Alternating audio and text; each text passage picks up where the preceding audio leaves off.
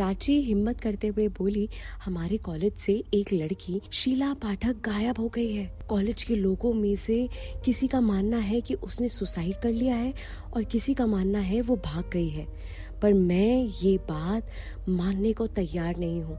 जो लड़की इतनी बहादुर थी कि वो आसानी से भाग ही नहीं सकती, उसके साथ जरूर कुछ गलत हुआ है और इस बात का शक मुझे विक्रम पाटीदार पर है। विक्रम पाटीदार कौन? वही विक्रम पाटीदार ना, जो अभी न्यू कॉलेज में लेक्चरर आया है। तुम्हें उन पर शक कैसे हो सकता है? वो काफी अच्छे इंसान हैं। अगर अच्छे हैं तो ये सब करते ही क्यों? मेरे पास सबूत भी है। वो कॉलेज की लड़कियों के साथ कई बार बदतमीजी और छेड़खानी कर चुके हैं। उनकी नज़र शीला पाठक पर बहुत पहले से थी। एक बार शीला ने मुझे बताया भी था कि विक्रम पाटीदार उससे मिलने वाला है, पर कब और किससे मिलने वाला है मैं नहीं जानती। और उसके बाद वो एक दिन बाद ही शीला आयशा के साथ पार्टी में गई और वो तब से लापता है। मैं इसमें तुम्हारी क्या मदद कर सकता हूँ? निखिल कुछ सोचते हुए बोला। निखिल, एक तुम ही तो हो जो मेरी मदद कर सकते हो। मैं अभी इस हाल में हूँ कि मैं किसी पर भी भरोसा नहीं कर सकती हूँ। मेरा सपना, मेरा करियर, मेरा फ्यूचर सब दांव पर लगा हुआ है। एमडी ने मुझे साफ साफ कहा है कि अगर मैं गलत साबित हुई और विक्रम पाटीदार सही तो वो मुझे कॉलेज से निकाल देंगे। इसके बाद मुझे किसी भी कॉलेज में कोई एडमिशन नहीं देगा। अरे प्राची, तुमने इतना बड़ा रिस्क लिया ही क्यों? किसी के इंसाफ के लिए या किसी के साथ हुए अन्याय के लिए लड़ना शायद गलत तो नहीं है ना? मैं बस इतना बताना चाहती हूँ कि तुम अपने पापा से कहकर विक्रम पाटीदार पर नजर रखवाओ और मैं यहाँ जब तक सबूत इकट्ठा करती हूँ। अगर तुम चाहो तो तुम सबूत इकट्ठा करने में मदद कर सकते हो मेरी। हाँ, ये सब तो ठीक है, पर अब तक कोई सबूत तुम्हारे हाथ लगा है या नहीं? मेरे हाथों शीला पाठक की एक डायरी लगी है, पर वो डायरी लॉक वाली है और उसकी चाबी कहीं नहीं मिल रही है। ऐसे में या तो हम उसका लॉक तोड़ सकते हैं या फिर उसकी डुप्लीकेट चाबी बनवा सकते हैं। वो डायरी है कहाँ? वो डायरी तो मेरे पास है। इतना कहकर प्राची अपने पर्स से वो डायरी निकालती है और निखिल की ओर बढ़ाती है। निखिल डायरी का लॉक तोड़ देता है। पत्थर से वो लॉक आसानी से टूट जाता है।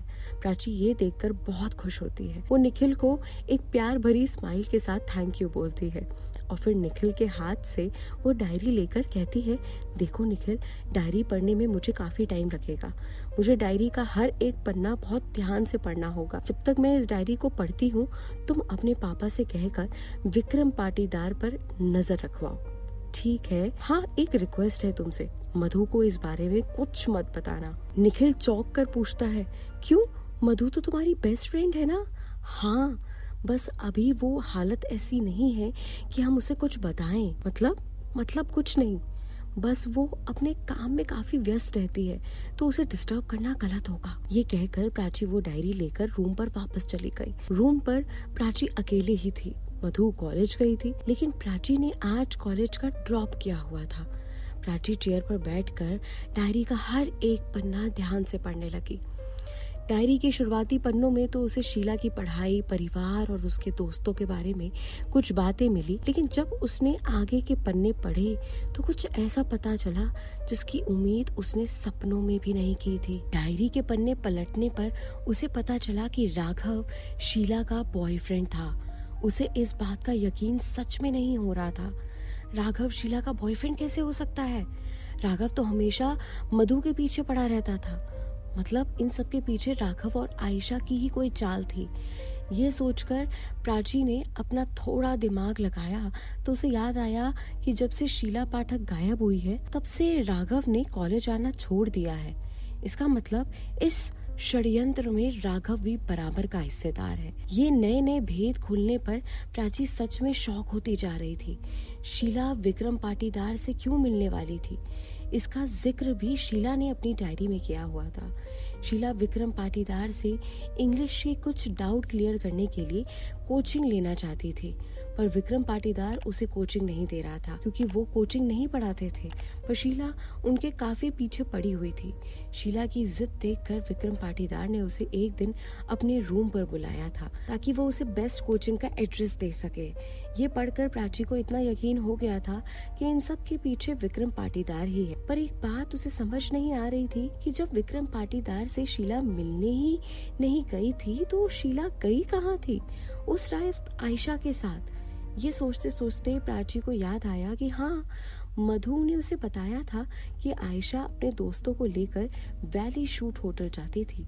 उसने तुरंत डायरी बंद की, अपना फोन उठाया और कमरे में लॉक लगाकर ऑटो से वैली शूट होटल निकल गई। थोड़ी देर बाद वो वैली शूट होटल पहुंची तो उसने देखा कि वहाँ काफी भीड़ थी। वो काफी अनकंफर्टेबल फील कर रही थी क्योंकि वो पहले कभी ऐसे किसी होटल में नहीं गई थी जहाँ हर कोई नशे में धुत होकर झूम रहा हो। वो पहुंचकर उसे समझ में नहीं आ रहा था कि वो किससे आयशा के बारे में पूछे।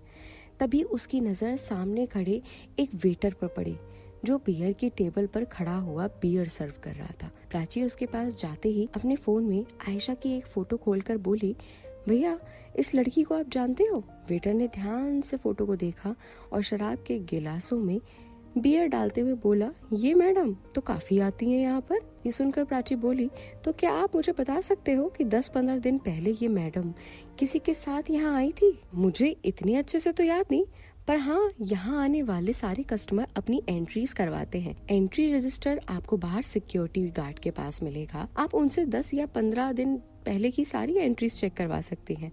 Okay, thank you.